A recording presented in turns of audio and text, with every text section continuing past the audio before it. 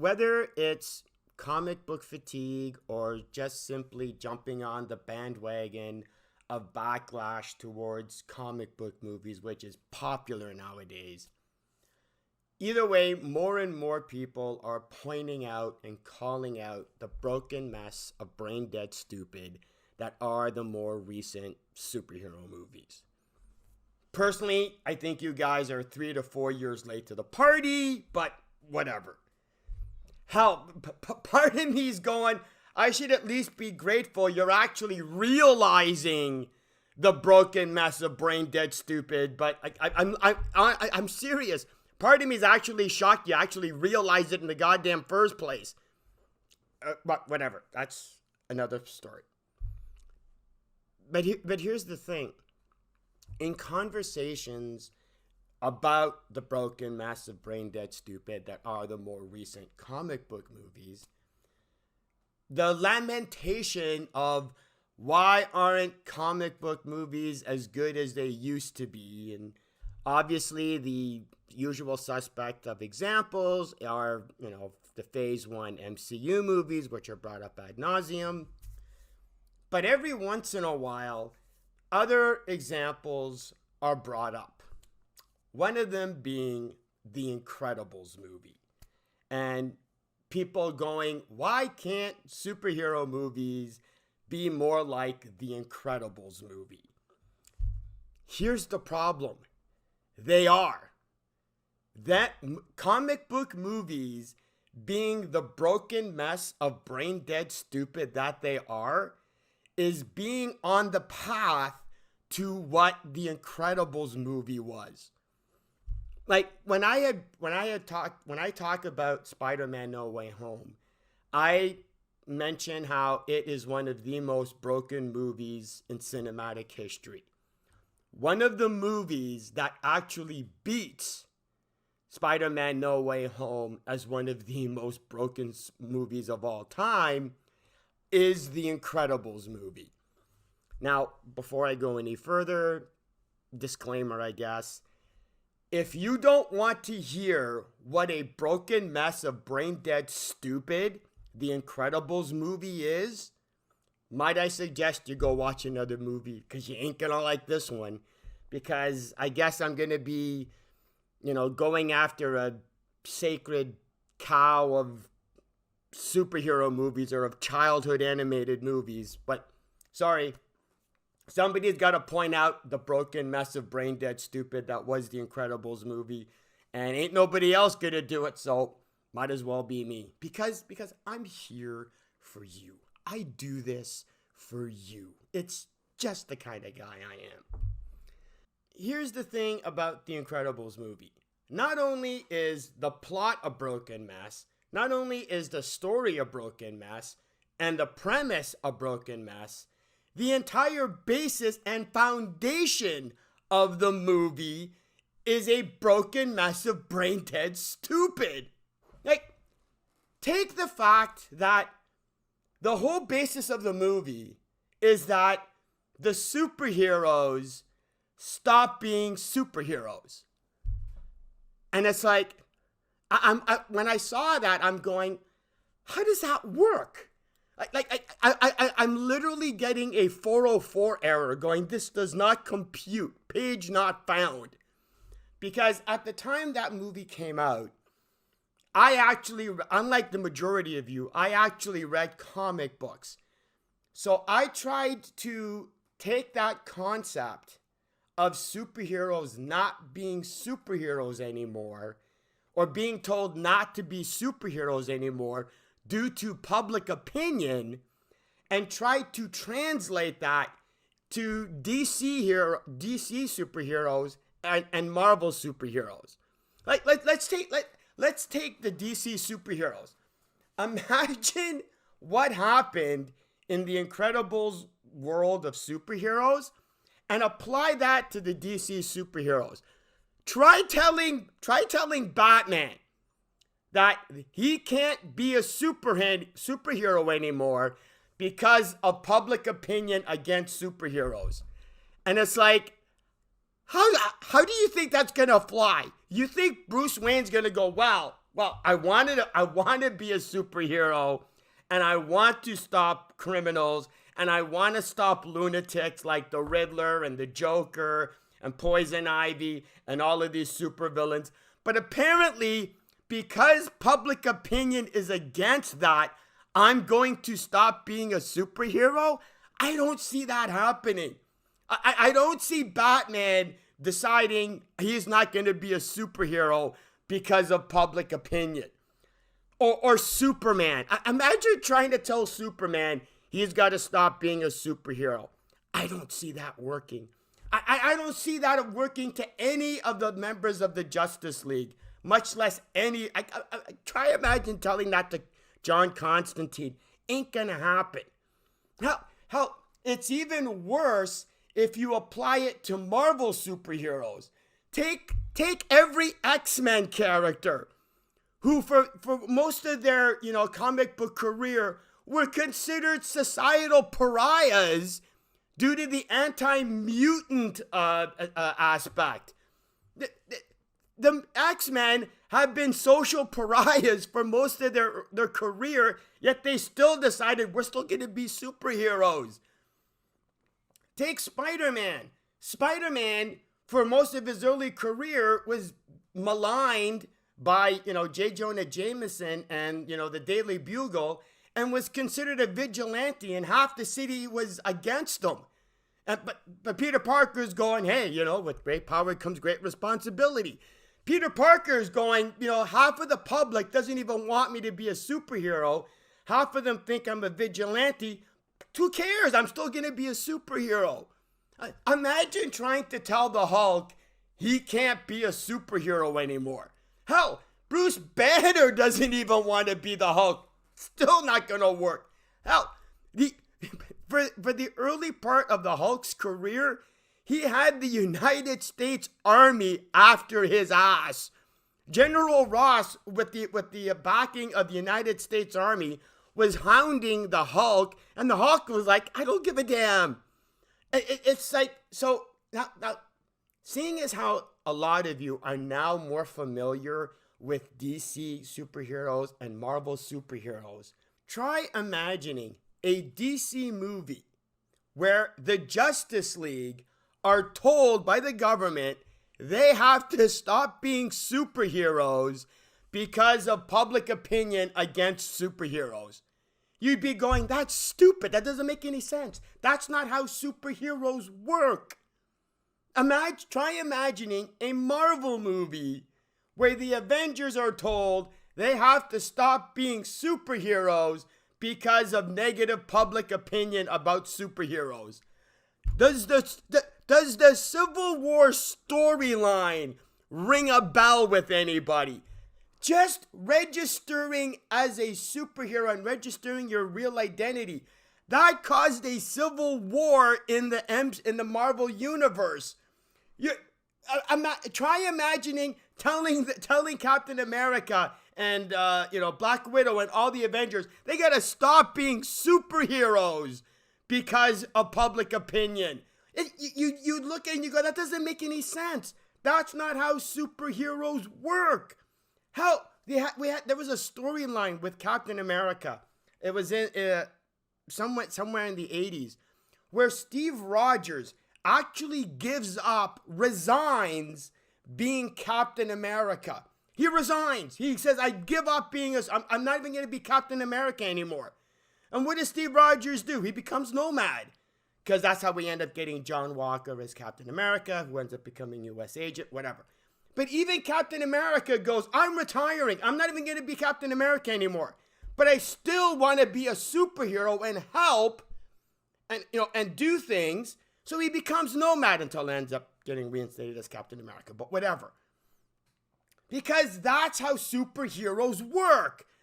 So if a DC movie or a Marvel movie has it that the superheroes stop being superheroes due to public backlash of the superheroes, you'd be going, that's stupid. That doesn't make sense. That's not how superheroes work. But for some reason, for some inexplicable brain dead, I don't know what the hell's going on in your mind, stupid. When it happens in the Incredibles movie, you're going, oh yeah, that's fine. That makes total sense. Like, why is there a problem? Of course, superheroes would stop being superheroes because of public backlash. Of course they would.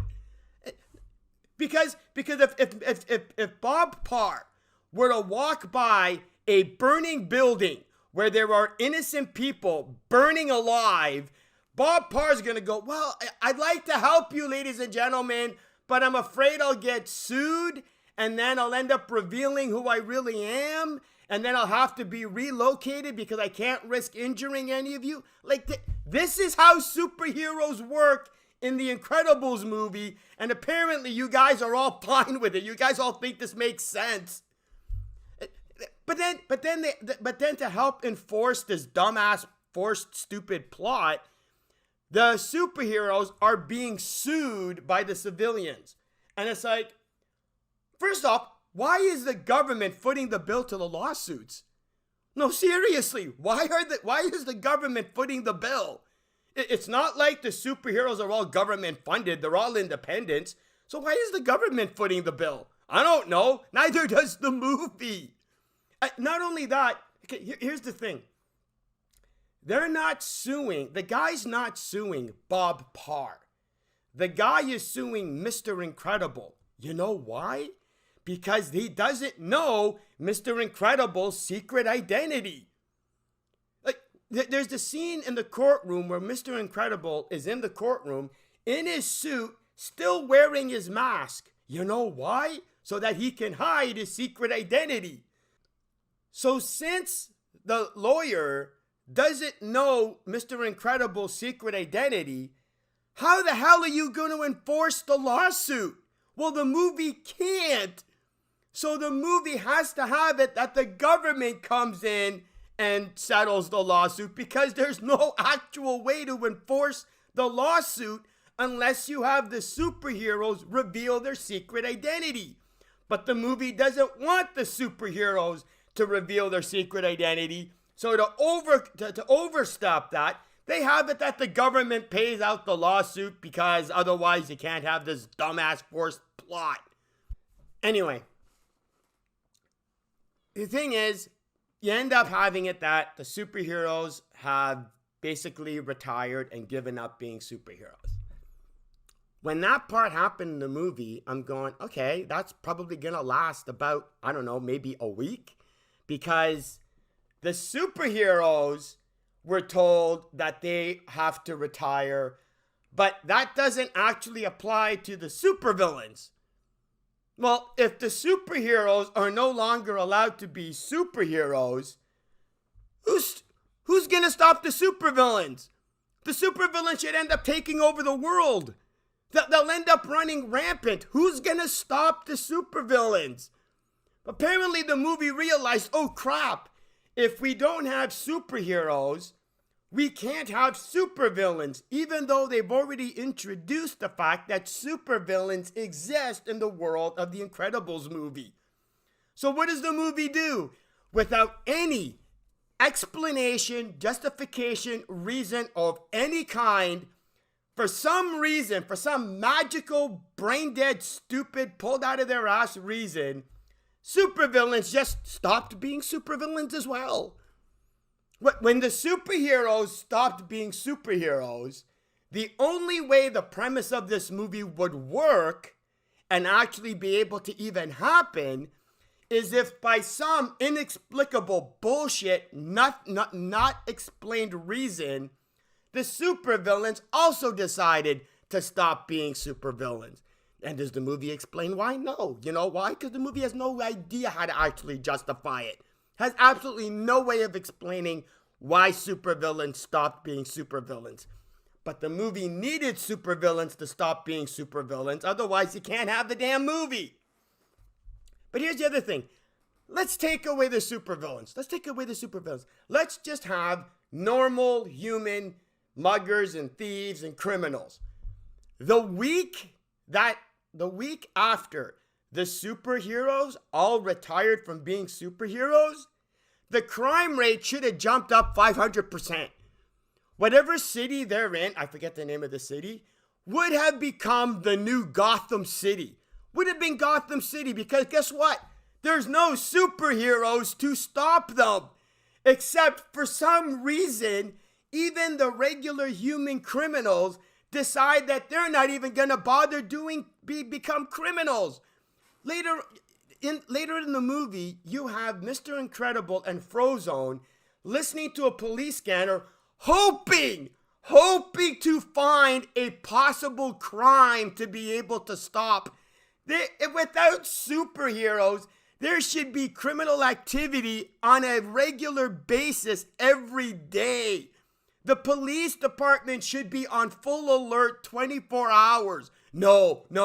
Hopefully we'll find a criminal act in a city that no longer allows superheroes.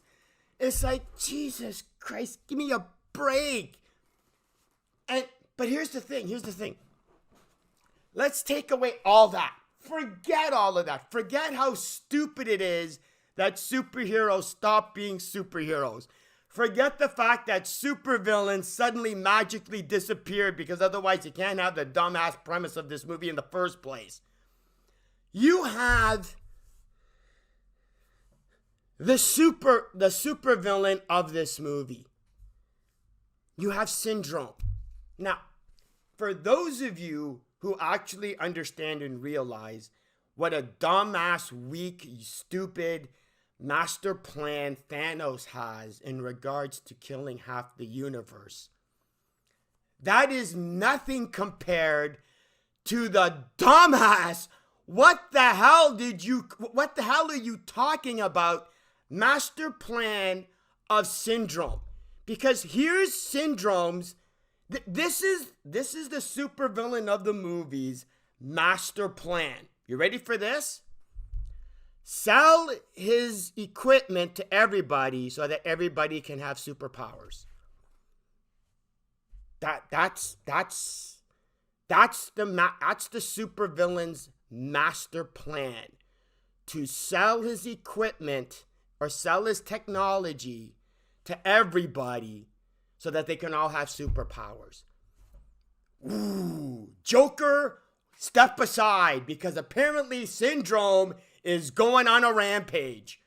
That's his plan. Oh, and how does he intend to actually do this plan? Here's this plan. The Omnidroid. His plan is to build an Omnidroid, have it land in the city, then basically use his remote control device that he has to, activate it, fight it for like a minute and a half, use his remote control device to be able to defeat the Omnidroid, and then become the greatest superhero of all time. Okay, so why the hell does he test the Omnidroid to fight all of the other supers in the first place? Because his plan isn't to have the Omnidroid land in the city and actually fight supers, because they're not allowed to. Remember? If any superhero in their civilian identity were to have seen that giant robot going on a rampage, they're not allowed to put on their superhero uniform and fight the robot anyway. So what's the point? I mean, seriously. The Omnidroid is designed to be a Trojan horse, to be a fake threat that Syndrome is going to be able to defeat. It's not designed to have to take on any of the supers. So why does Syndrome invite supers to fight the Omnidrone to make it powerful enough to be able to fight supers it's never going to do in the first place? Because the movie is going, Syndrome's master plan is a dumbass idea. It's hardly the plan of a supervillain. So to figure out how to actually make Syndrome be some kind of a bad guy, they have Syndrome have the Omnidroid fight supers so that he can kill, so that the Omnidroid can kill the supers. So that way the Omnidroid can be powerful enough to take on the supers it's never meant to fight in the goddamn first place. The movie has Syndrome kill supers for literally no reason other than it needed to figure out a way to make Syndrome be a bad guy. That's how broken this movie is. They don't even have a master plan for the supervillain that actually makes him a villain. He's not even a villain. If you take out him killing the supers, which he never needed to do in the first place, because think about it.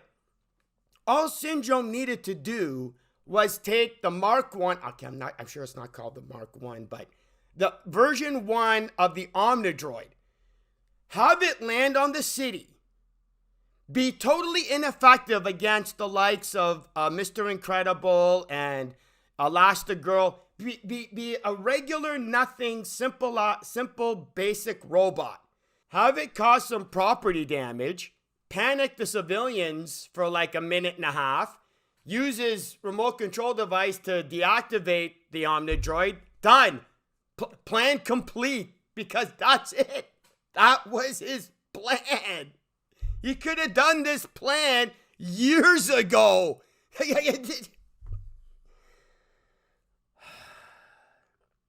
Anyway, there's more I could talk about, but it pales in comparison to the brain dead, broken mess of the basis of this entire movie. As an example, I love this. To add insult to injury to the brain dead stupid that is this movie, at the end of the movie, you have that Mole Man ripoff. What was his name? Underminer? I think it's Underminer. That sounds stupid. Maybe it is. You have Underminer show up. I see Underminer show up. I'm going, where the hell did you come from? Hey, Underminer, didn't you get the memo? There's no more supervillains. But here's the thing. Here's the reason the Underminer shows up. Because the Underminer doesn't show up until the movie has it that superheroes have been reinstated. Isn't that a coincidence?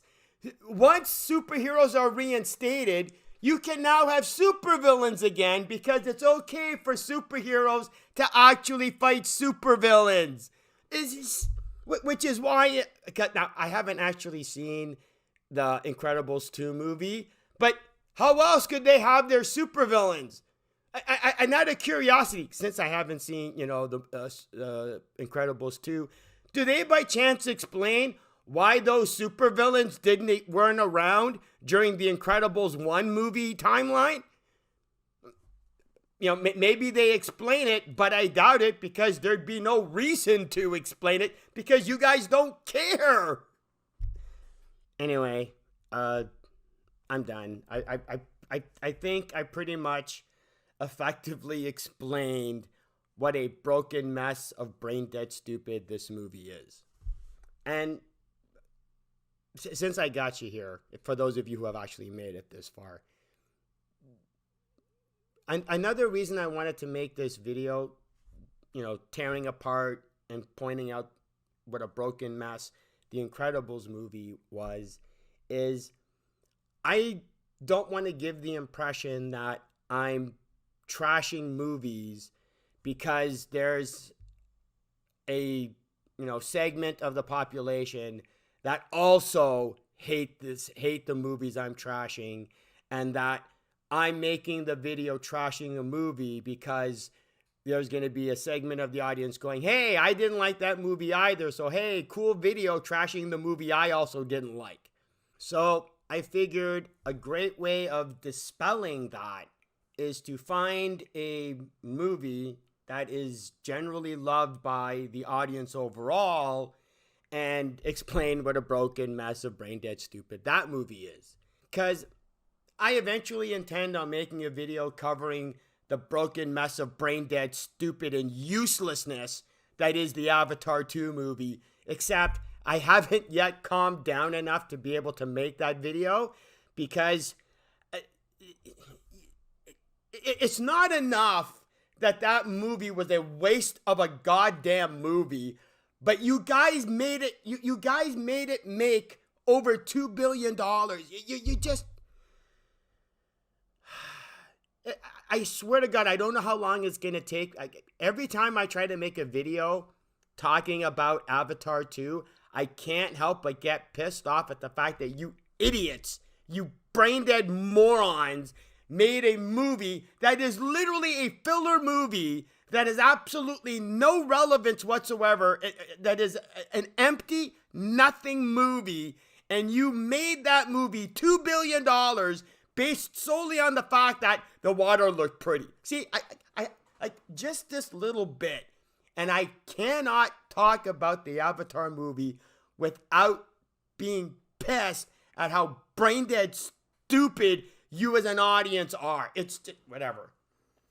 So anyway, you can bring on the hate, for trashing a beloved, movie like The Incredibles. You can bring on the hate about how I think you're all morons for making Avatar 2 $2 billion. I don't care. I really don't. Because to be quite honest, all of this positive feedback really is unnerving. I'm not used to it. I'm much more used to being combative and, being, hated on it. So yeah, this, as much as I appreciate the positive feedback, it's just unsettling for some reason. I'm just not used to it. Anyway, getting into rambling territory again. That's it for me. I'm out of here. See ya.